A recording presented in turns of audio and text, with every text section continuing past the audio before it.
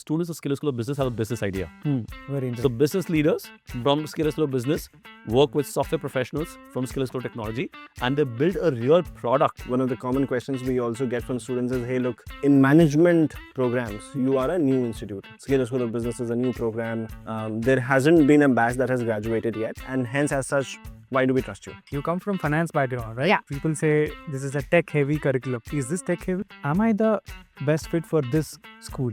The first would be if you want to pivot from the current domain that you're working in. So let's say if you want to move from marketing to strategy, or you want to move from strategy to marketing. It's been 5 months here on the campus, but I've already started as an intern over a Great. Scalar product team. Hello everyone, I am Raghuveer, Program Director for Management Studies at IIM-A. Over the years, I have taught thousands of students how to prepare for CAT and other exams. Also mentored many of them on their MBA prep journey. I keep getting asked the same question and again.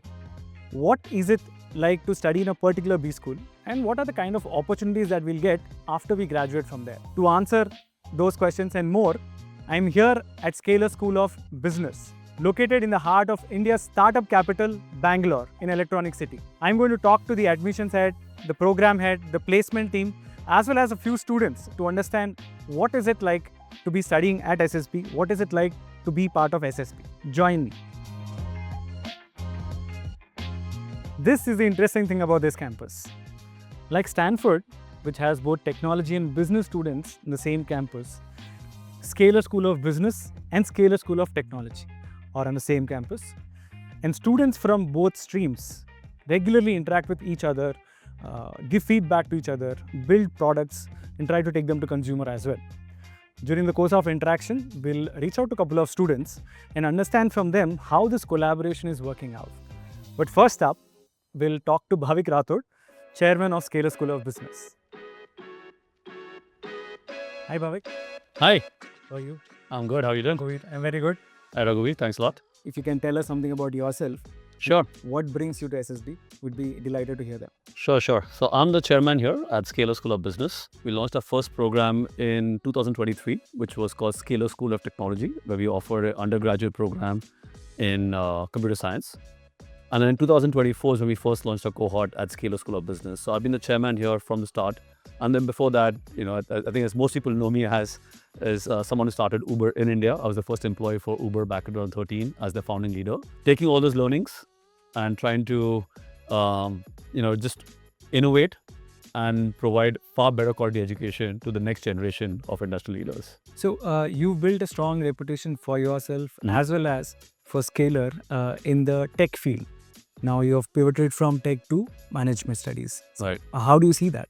They've brought this vision together, saying, hey, can we build what an equivalent of Stanford is in India? What can the genesis of that look like, right?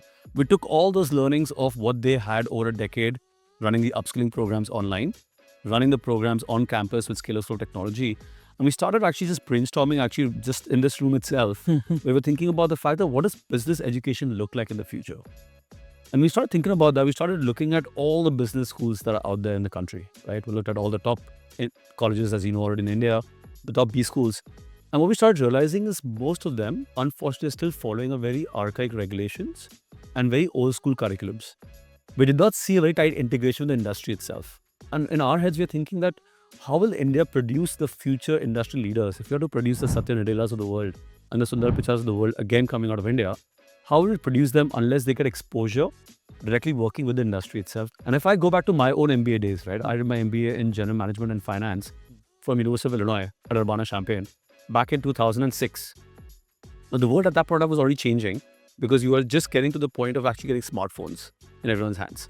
And suddenly business changed dramatically. With new technology, business disrupts. So often when people talk about the fact that, hey, technology is cool, but not a business school, in my world, business and technology just go hand in hand. Interesting. This happened with the advent of computers and laptops. This happened with internet. This happened with smartphones. It's again happening right now in front of our eyes with AI, right? Where business is again going through a full disruption all over again.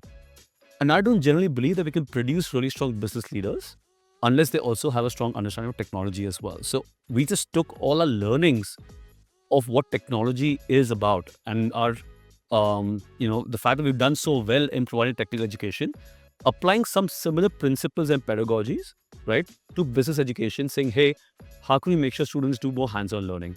How can we make them do more projects?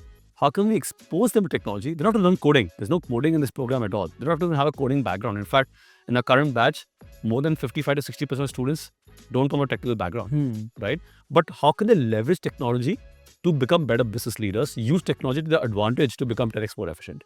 Which is why Scalar School of Business happened, and this marriage between tech and business happened. And that's why you start realizing that we're just not a company that provides technology education, but we are a company that actually can further and build business leaders and industry leaders for the future. One more interesting thing I heard about SSB is that technology and business is in the same campus. Yes. So how does that play out? We have a campus which is shared between Scalar School of Technology and Scalar School of Business. So you have tech students and business students in the same campus, and they all meet together at cultural events, but more importantly, also meet together at this innovation lab. Interesting. And what happens typically is students of Scalar School of Business have a business idea. Very So interesting. business leaders from Scalar School of Business work with software professionals from Scalar School of Technology, and they build a real product, not just a paper or document, but actually build a real tangible product out of the innovation lab, put it in the hands of real users, generate revenue, market it, and then eventually what happens is, and this is something, by the way, I should talk about, as part of the program, we have something called a hustle program. We actually encourage the students to think of a business idea, build a product. If they need to take support from students of Scalar School of Technology, they do that as well. Take it to market, generate revenue, and eventually put it forward in front of a large group of venture capitals and angel investors who then see that idea, give feedback, and potentially even write you a check. Wonderful. I think now I'll go talk to some of the students and understand how they are experiencing life at SSB. Yeah. Thank you Please for do. talking to me. No, thank you so much. And pleasure. Yeah, thank you. Yes, I am Akash Sharma and I am a president of student body. So I graduated from HBTU Kanpur and in year 2020. Then I joined Global Logic and worked there for almost 1.5 years as an associate software engineer. And then I joined Uber and worked there for almost 2.5 years as a data analyst. What brings you to Scalar School of Business? So I was already planning to pivot my career from sort of tech background to a strategy role. So I came across this program and I went through the curriculum.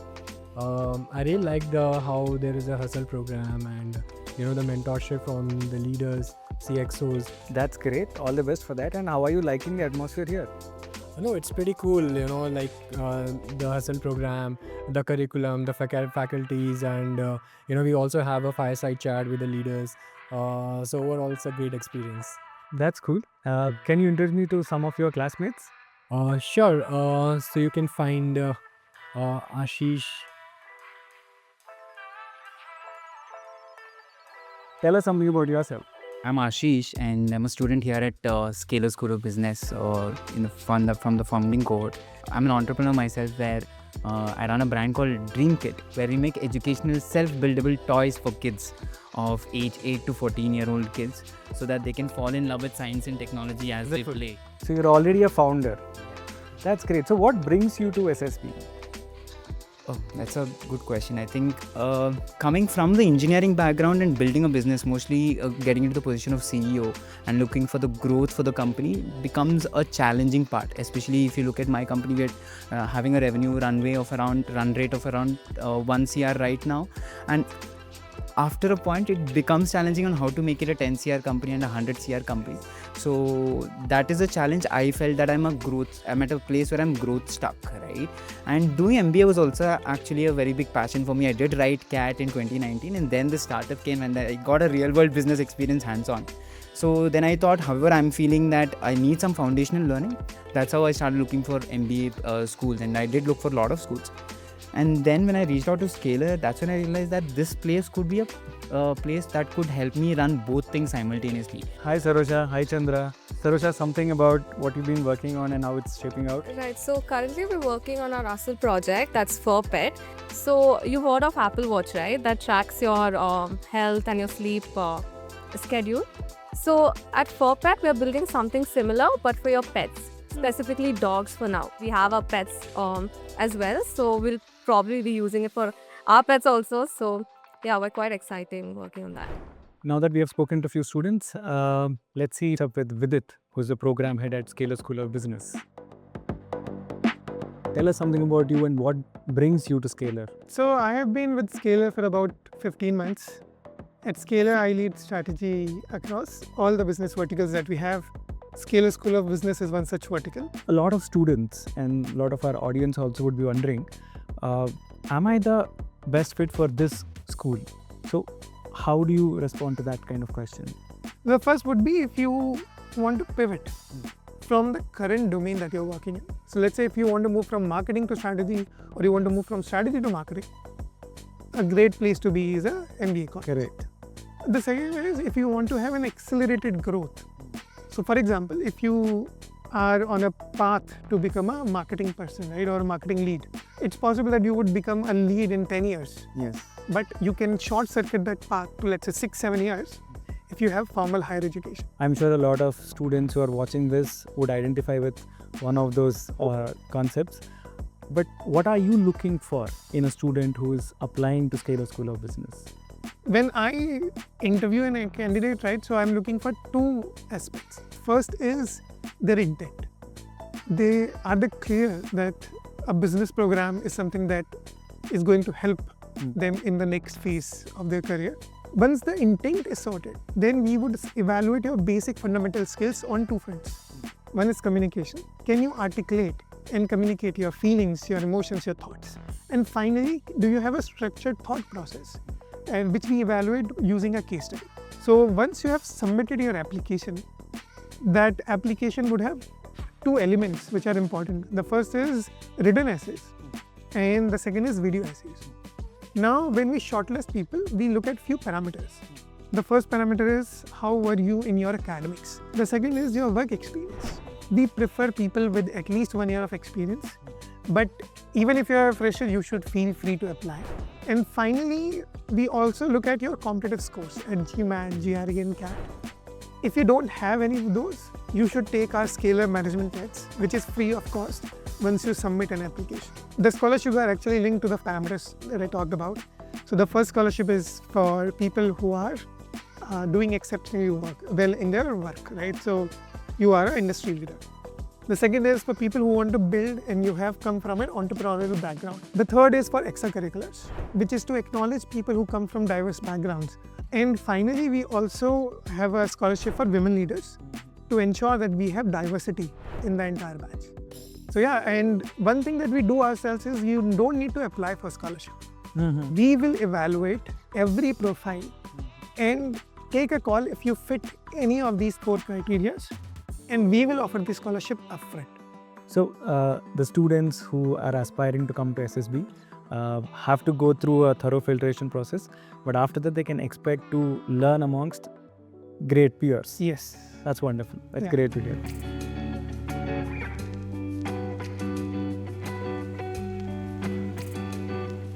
We're just done with the class for today. I have with me here Professor Narahari. Let's talk to him and find out of something about his background and what is he teaching here. So my name is Professor Narahari Ansoge, and I broadly teach subjects in accounting and finance. I'm basically a chartered accountant, and then I did my MBA from IIM Ahmedabad, which is a long time back, around 20 years back. And I have a PhD from IIM Bangalore, again in accounting and finance. And I've been teaching for the last roughly a decade or so. So what do you teach, sir? What subject do you teach here? So right now I'm teaching corporate finance to the students. So I interacted with a couple of students. They were very excited to be part of your class. Okay. And they were excited about a case study that you asked them to solve. Right. So can you tell something about the case study method of teaching? Yeah, no, I think, in management, I think the case study is very important because, just learning the theory obviously is not sufficient. We have to make sure that the theory is practically relevant. And I think cases kind of help us to bridge that gap. So the way we, teach in the class is that we cover a little bit of theory and then we try to bring in an approximation of what happens in the real world, which is what cases are written. So they're based on real events that have happened or, with some disguise and with some modifications so that it suits the classroom environment. Thank you so much, sir. Yeah, thank this was great meeting you. All right. Thank you so much. Pleasure. Thank you. I'm going to the study room. Let's see if I can meet more students and talk to them what they're doing there. So what are you guys doing here? So, hi. We are working on a case competition that is organized by a product management club. So the case comp is actually a very vital part of our things that we do here in Scala. So it helps us breaking down the cases, the live business problem of a company. And not only these case competitions are helping us build our problem solving skills, but luckily recently that I along with my teammate won a case competition that was organized by IIM Calcutta, and we won a cash prize for 7,500. So that was one of the biggest achievements for us. All the best for your efforts. All the best for your future. Hi Raghuveer. Hi Hina. How are you doing? I'm doing good. How are you? Very good, very good. What brings you to SSB? I'm a BTech graduate in 2022. Then after that I worked as a software dev for 2 years. Then in last September I joined SSB as one of the member of founding cohort. Especially it's the opportunities that bring me to SSB. Ever since that we've been working on several live projects now.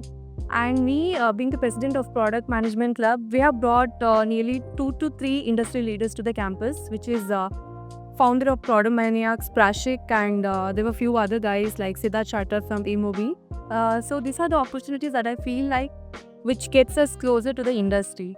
Wonderful. Yeah. Hina, something about you? Yeah, so I'm from Haryana. I have done my graduation in BCom Honors from Delhi University, and then then I did my articleship from one of the top firms in India. Very interesting. Thank you. And then I was working as a risk consultant with Grant Thornton for past 2.5 years. You come from finance background, right? Yeah. Now from finance to people say this is a tech heavy curriculum. Is this tech heavy? I won't say it's a tech heavy program because All right. And Chandana, something about your internship? Yeah, it's been 5 months here on the campus, but I've already started as an intern over at the Scala product team. So the folks here are really great. I mean, the kind of ownership that you get to, try out any of your idea and everything. Great. Hi, Oh, here I go. Hi. Hi, how are you? Very good, very good. Please take a seat. Thank you.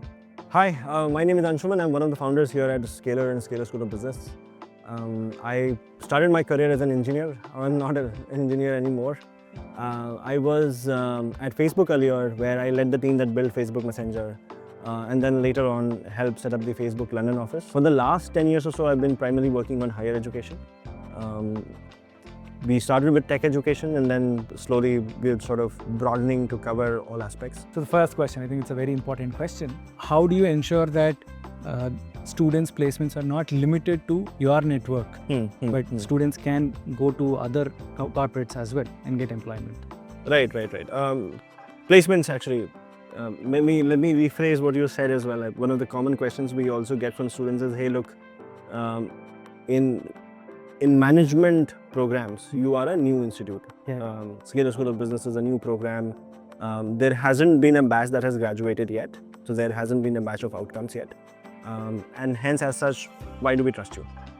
And to answer that, I want to first highlight like what is placement a function of, and then I'll go over each of those aspects one by one. Right? Hiring is a function of 3 things. How relevant is your profile to what I want to hire for? Right. And when I say your profile strength is basically a function of what kind of work have you done in the past, what gives me confidence that you'll come and do well in the role. So that is one, profile strength.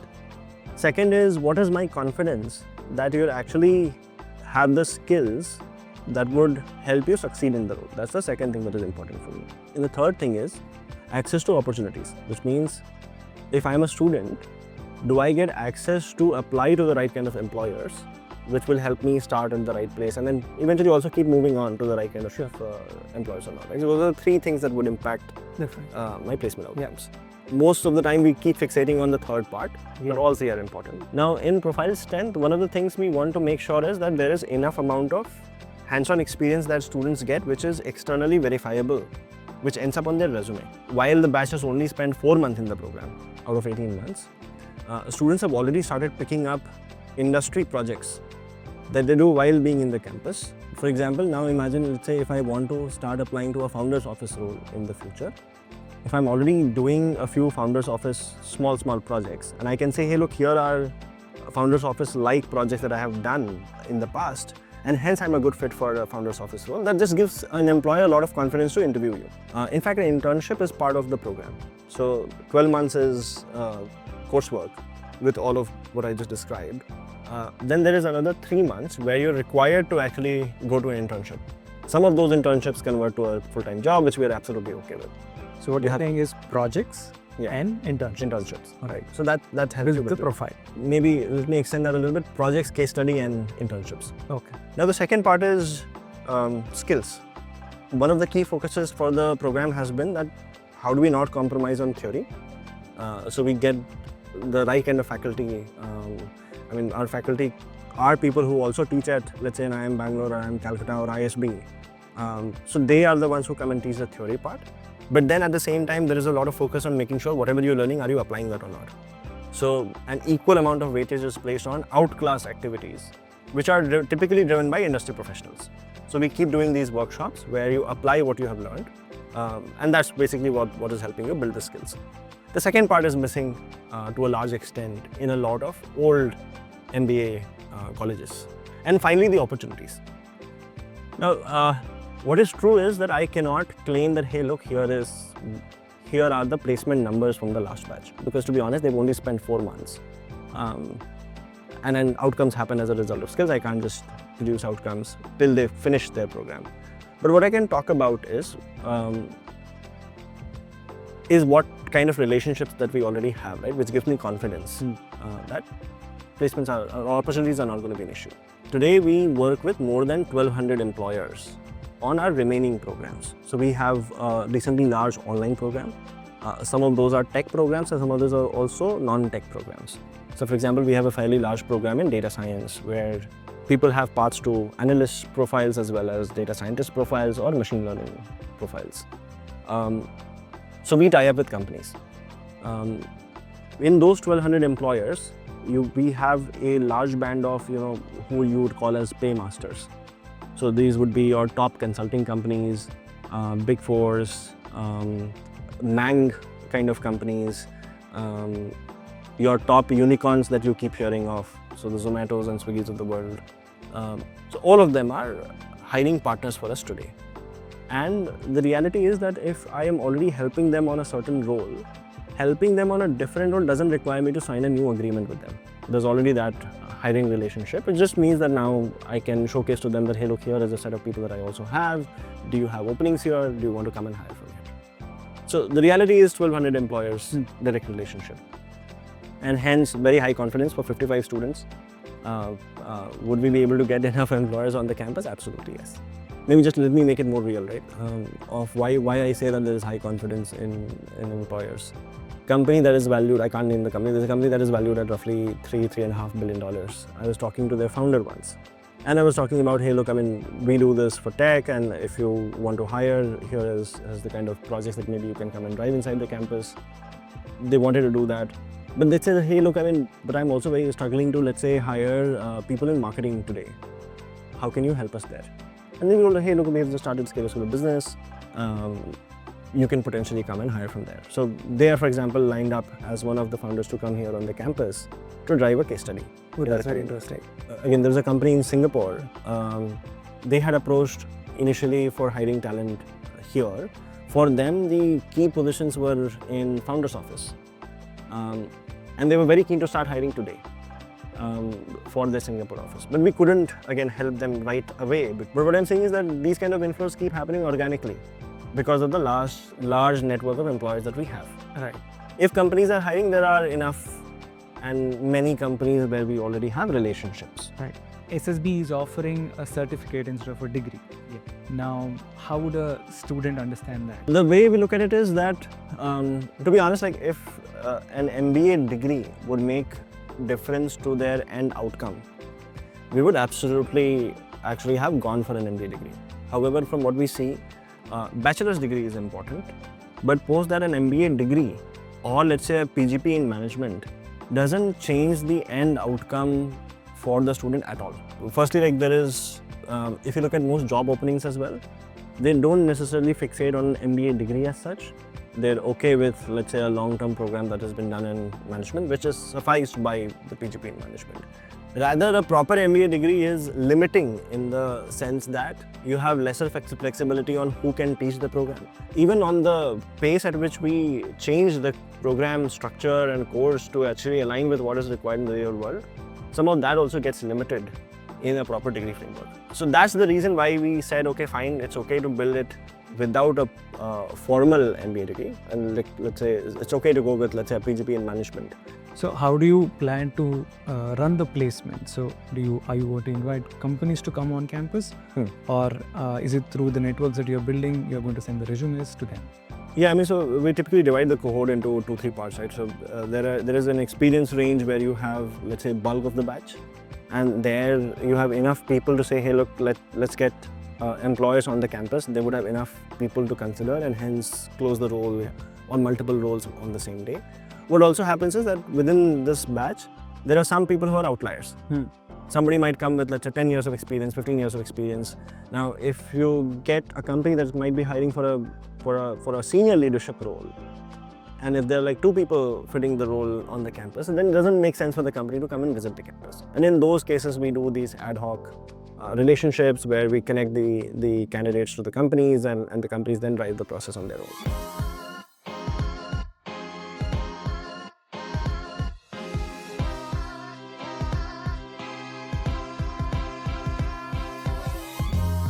Well, that was my visit to Skater School of Business. Hopefully, this helped you solve a lot of your queries and doubts, and also gave you a lot of information about Skater School of Business. If you want to know more about Skater School of Business, the link is in the description. If you want to ask any questions, you can comment. The team will definitely help you solve it. Thank you. See you next time.